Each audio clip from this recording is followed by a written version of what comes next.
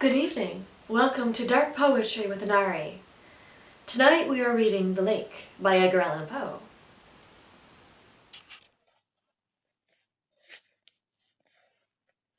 In the spring of youth, it was my lot to haunt of the wide earth a spot, the which I could not love the less, so lovely was the loneliness of a wild lake with black rock bound, and the tall pines that towered around.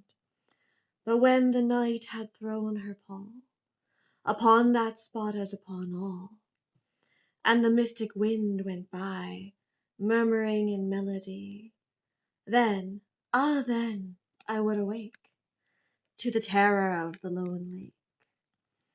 Yet that terror was not fright, but a tremulous delight, a feeling not the jeweled mind could teach or bribe me to define, nor love, although the love were thine. Death was in that poisonous wave, and in its gulf a fitting grave, for him who thence could solace bring to his lone imagining, whose solitary soul could make an Eden of that dim lake.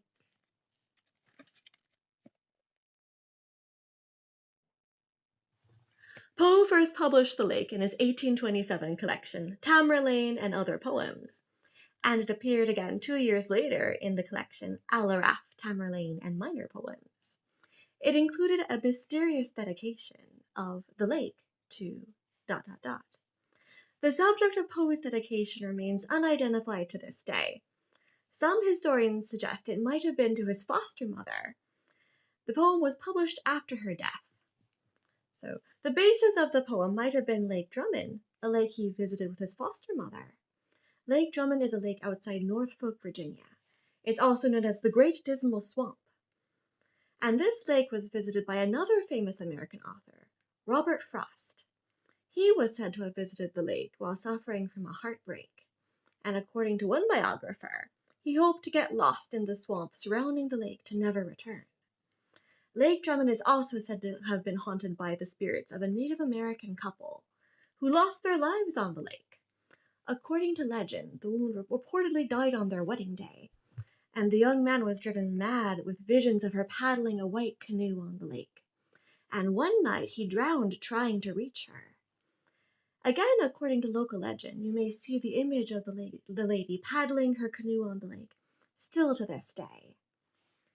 And we can see a similar story unfold with Poe's The Lake, and he uses contrast to draw on the feelings.